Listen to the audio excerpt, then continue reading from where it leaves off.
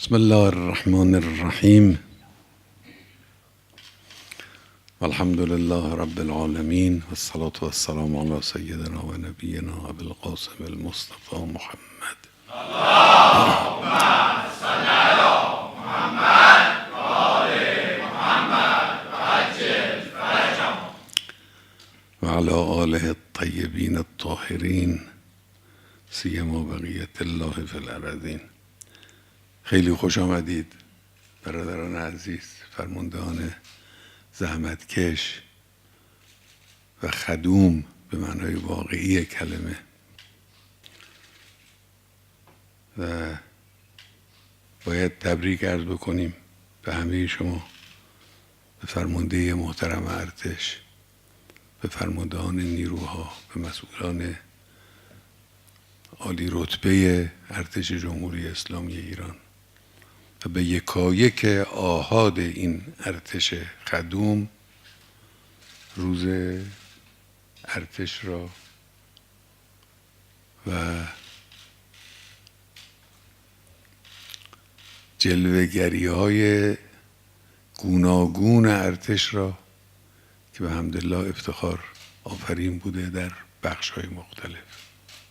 البته این تبریک مخصوص شما نیست، تبریک به خانواده هاتون هم هست، چون اونها هم زحمت میکشن در کنار شما، به خصوص همسرانتون که اگر اونا با شما همکاری نمیکردن و همدلی نداشتند و با شما همراه نبودند در این کار دشواری که بر عهده شما هست، شماها نمیتونستید این توفیقات رو به دست بیارید.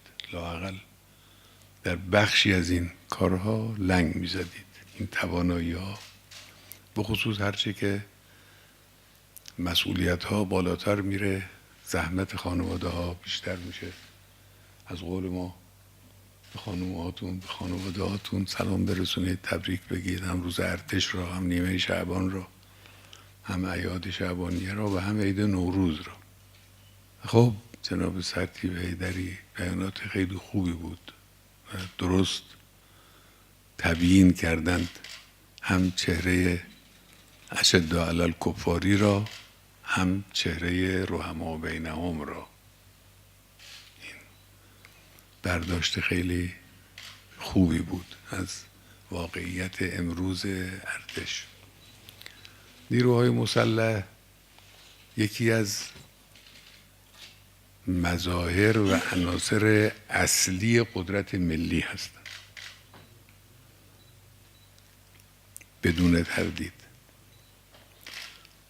البته در همه کشورها اینجور نیست. در بسیاری از کشورها نیروهای مسلح عنصر اقتدار ملت ها نیستند، عنصر اقتدار قدرت ها و دیکتاتورها و قدرت ها و اینا. یه وقتی که لازم شد تو سر ملت هم بزنن میزنن. حتی در اون جایی که ادعای آزادی خواهی و دموکراسیشون گوشه فلک هم کرده. شما شنبه های پاریس رو ملاحظه کنید الان. لکن در کشور ما به برکت اسلام، به برکت تعالیم اسلامی، این هم چون اسلام به ما یاد داده الجنود به اذن الله حصون الرعیه، شماها حصن ملتید، حصن آحاد مردمید. این حصن هم فقط در دوران جنگ نیست. در دوران جنگ که خب شما میرید سینه‌تون رو سپر میکنید، در مقابل دشمن مهاجم خطر رو میپذیرید، شیوه های گوناگون برخواسته از دانش و تجربه رو به کار میبرید برای اینکه دشمن رو منکوب کنید، سرکوب کنید، مهاجم رو وادار کنید به عقب نشینی. این مال جنگ. اینجا پس واقعا شما حصن و حصار رعیتید. در دوران صلح هم همینجوره. غیر از حالا این حوادث طبیعی که خواهم پرداخت، ولو حوادث طبیعی هم نباشد و نیروهای مسلح در یا پادگانهاشون یا قرارگاهاشون باشن، مایه اطمینان آحاد ملتند. وقتی ملت احساس میکنه که یک نیروی زمینی کارآمد، یه نیروی هوایی کارآمد، یه نیروی دریایی کارآمد، یه پداپند کارآمد در کشور حاضر آماده است، احساس آرامش میکنه، احساس اطمینان میکنه. با این هم دشمنان ملت ایران مخالفن. میبینید گاهی اوقات چه راجع به ارتش، چه راجع به سپاه، چه راجع به روابط اینها حرفایی میزنن، برای اینکه با مضطرب نشون دادن درون سازمانی نیروهای مسلح مردم رو مضطرب کنند. مقصود اینه. پس در دوران صلح هم استقرار نیروهای مسلح، آمادگی نیروهای مسلح، چه در پادگانهاشون، چه در اداراتشون، چه در مراکز استقرارشون، مایه آرامش مردمه. بعد میرسیم به حوادث طبیعی. شما ملاحظه کنید حالا در زلزله کرمانشاه حضور ارتش و دیگر نیروهای مسلح یه حضور حیاتی بود. یعنی واقعا اگر چنانچه در اون مناطق اساسی زلزله زده اینها نبودند و به کمک مردم نمی شتافتند، تلفات ما قطعاً چند برابر می شد، غیر از حالا ویرانی های گوناگون.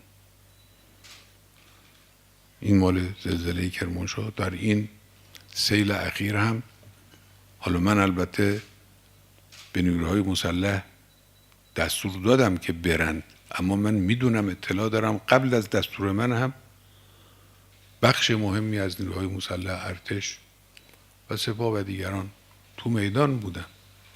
ارتش در گلستان قبل از ستاد بحران حضور پیدا کرد. قبل از اینکه ستاد بحران پاش برسه به اونجا، ارتش اونجا حضور داشت.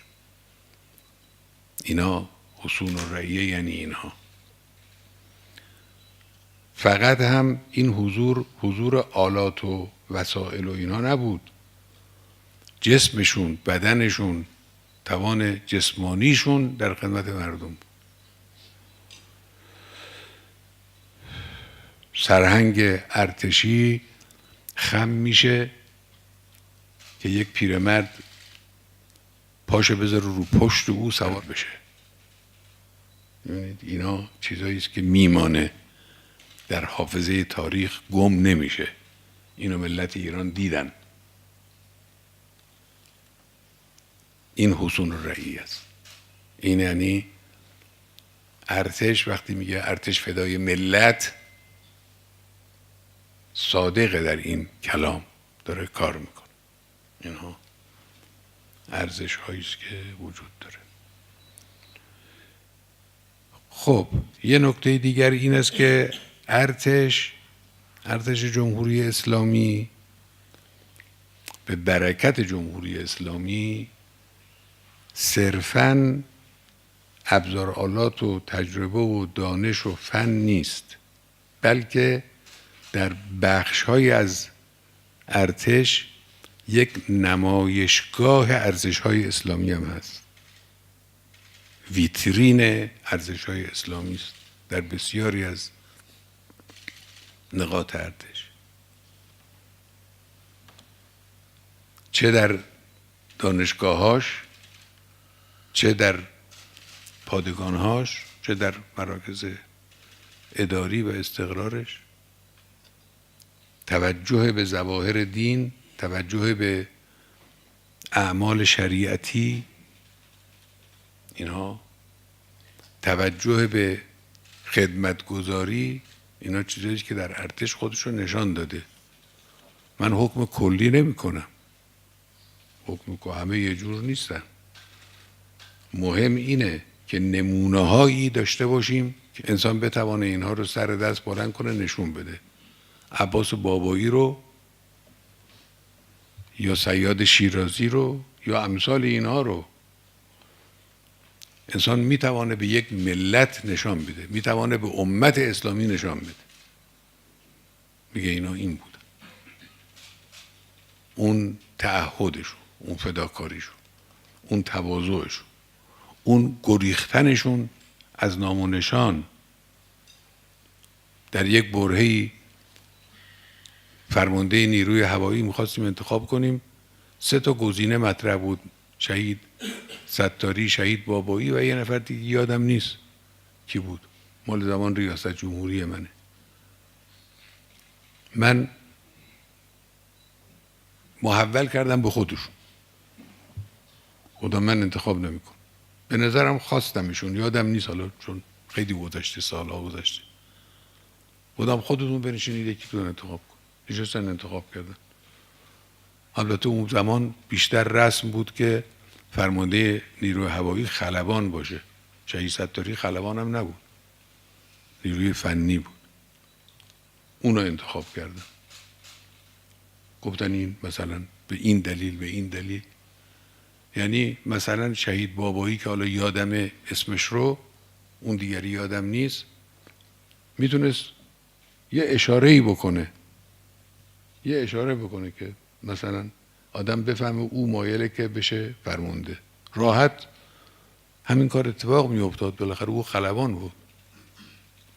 خلبان اون وقت توی نیروی هوایی بیشترین امکانات رو داشتن، یعنی به بیشترین شانس رو داشتن برای فرماندهی.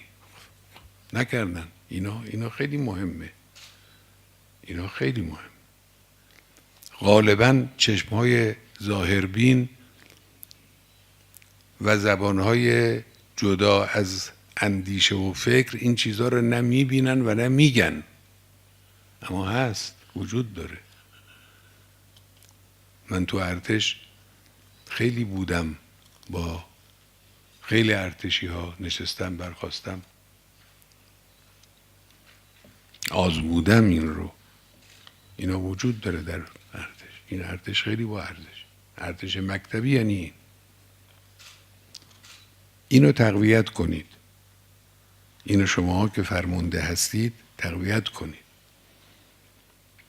امروز ارتش دست بچه‌های متدین و انقلابی ارتشه. یعنی این آقایون که حالا در فرماندهی ارتش هستن، اینا جوانای انقلابی ارتشن.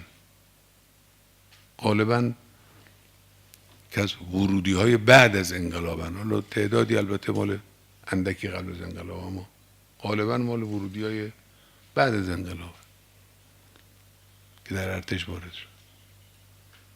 شما امروز زمام این تشکیلات بزرگ، این سازمان با ارزش دست شماست. هر چی میتونید در این جهت ارتش رو تقویت کنید. امروز ارتش ما هم متدین‌تر از همیشه است، هم کارآمدتر از همیشه است. از همیشه کارآمدتر، یعنی انصافاً هیچ تردیدی وجود نداره. حالا اونایی که عادت کردن به تحقیر ملت و تکریم خائنان به ملت، هی تکرار میکنن که ارتش مدرن رو رضاخان. همین ارتش مدرن در مقابل هجوم خارجی ها چقدر تونست مقاومت کنه؟ چند نفر تو اون ارتش مدرن وایسادن پای این مبارزه و جانشون رو از دست دادن؟ بشمارن ببینید. یک شبانه روز نتونستن مقاومت بکن. این ارتش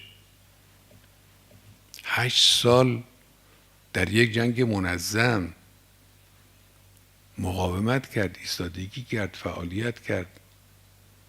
مشاهد بودیم، کاراشون رو دیدیم، حرکاتشون رو دیدیم، زحمتایی که متحمل شدن رو دیدیم. اینه دیگه. دانشش بهتره، تجربهش بیشتره، روحیش به مراتب بالاتره، توانایی های گوناگونش بهتره، دینش هم بیشتره، تعبدش هم بیشتره، امانتش هم بیشتره. ارتش این به برکت جمهوری اسلامی است. این جمهوری اسلامی است که ارتش رو اینجور بار آورده و الحمدلله مایه افتخاره.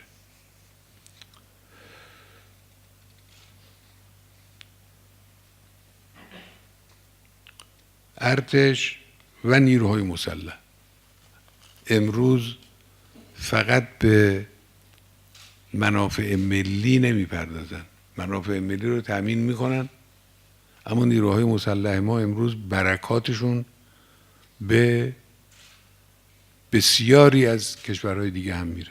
شما فکر کنید اگر چنانچه نیروهای مسلح ما، ارتش و سپاه در مبارزه با داعش وارد نمی شدن، امروز منطقه چه حالتی داشت؟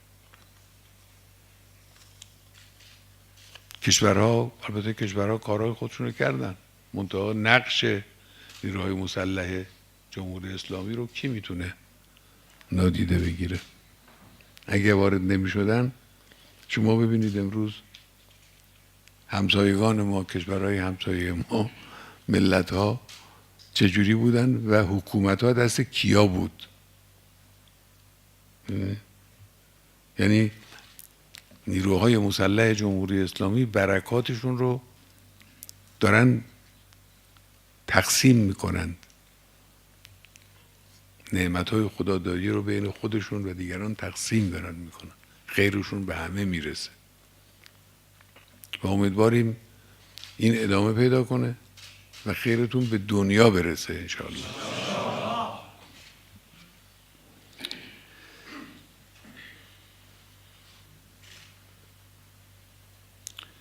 یک کار مهمی هم که در ارتش به نظر من بوده و هست و انشاءالله بیشتر هم تقویتش بکنید، سرتیپ حیدری هم اشاره کردن، اتحاد نیروهای مسلح. یعنی شما و سپاه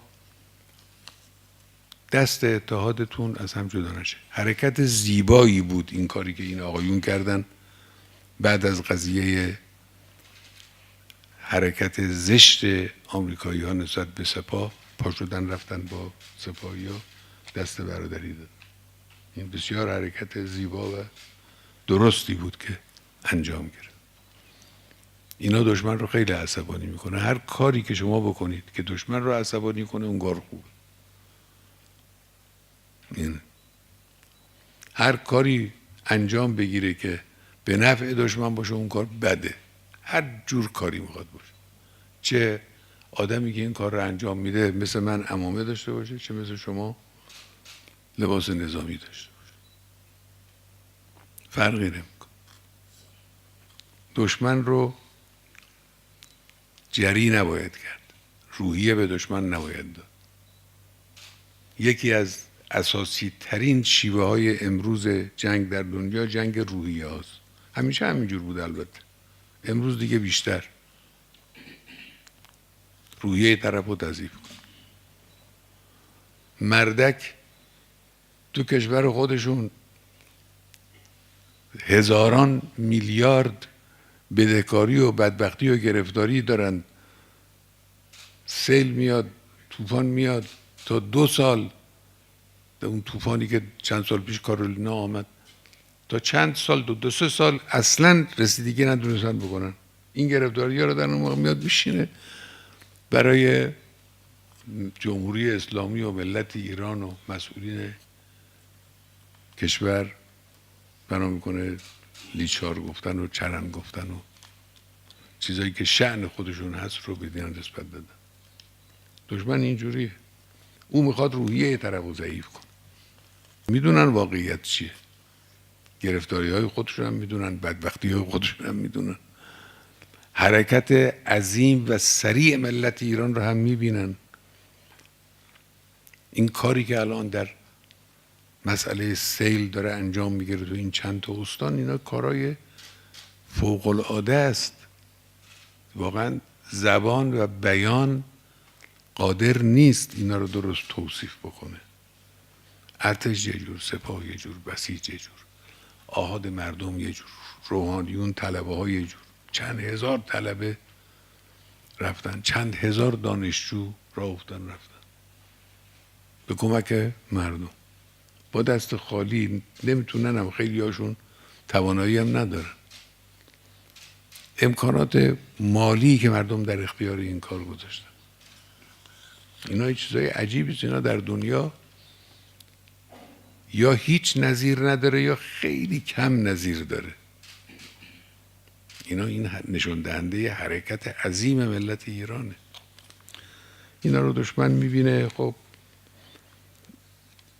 مصلحت نمیدونه یه به رو بیاره، یه لذا میشه یا به سرایی میکنه برای تضعیف روحیه. از این طرف شما باید کاری نکنید که روحیه طرف تقویت بشه، روحیه خودی ضعیف بشه. هیچ کس نباید اینجور حرکت بکنه. در تبلیغات، در بیانات، در اظهارات، در عملکردها این رو باید رعایت کنید. ارتش و الحمدلله ارتش خوبی است. امیدواریم روز به روز کارها رو بهتر، تخصصها رو بالاتر، عملکردها رو بهتر، تجربه ها رو متراکمتر انجام بدید و گزارش هایی که به مسئولین بالا داده میشه گزارش های دقیق و واقعی باشه. به این توجه کنن همه دستگاه ها گزارش رو دقیق باید بدن، چون گزارش تصمیم سازه. تصمیم گیر بایستی گزارش درست در اختیارش قرار بگیره تا بتونه درست تصمیم بگیره. از همه شما متشکریم. انشاءالله که موفق و مؤید باشید. السلام علیکم و رحمت الله و برکاته.